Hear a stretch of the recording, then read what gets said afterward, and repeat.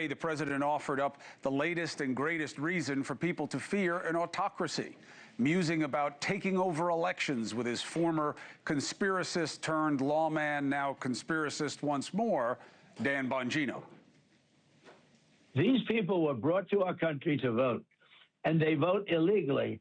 And amazing that the Republicans aren't tougher on it. The Republicans should say, we want to take over. We should take over the voting in at least 15 places.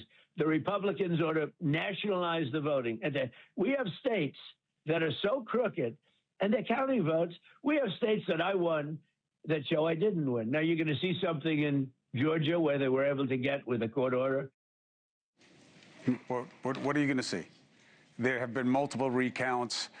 Every assessment only showed wrongdoing on the part of Trump and his people, and that he lost the election. Bongino, silent through most of it. Okay. The Constitution, however, is not silent. Okay.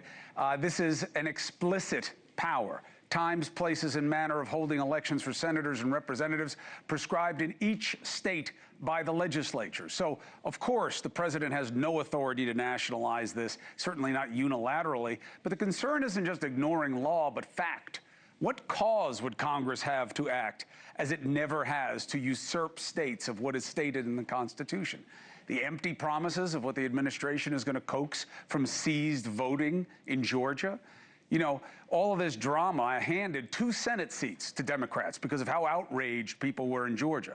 What we know of that state is what Jack Smith just testified to under oath, that it shows that the man who's now concerned about election tampering was the one tampering, according to Smith, criminally beyond a reasonable doubt in his estimation. So the question is, why would the president really want to concern himself about Georgia and looking back and using that as the framework for the upcoming elections? Could the election security issue be a false concern as a hedge against the midterm races? There's certainly growing cause for concern with the midterms, at least among the administration. As we were distracted by drama and death and ICE and arrests of journalists and another shutdown, new economic information came out that shows Trump's watch is absolutely a full-blown K-shaped economy. And you'll remember what that is if you watch here. The wealthy are doing better, but the many continue to fall behind. Trump's tariffs promise future payoff for the many. More manufacturing, higher GDP, anything that you could want, that's what's promised. But will it bear fruit before the midterms? Before Trump's Liberation Day tariff announcement, small, mid-sized, large firms were all on track to continue hiring. After Liberation Day, hiring slowed among all firms, but the big companies recovered much more quickly. Small companies, the heart, the engine of our economy. Small businesses never recovered. Mainly those who profit as investors now.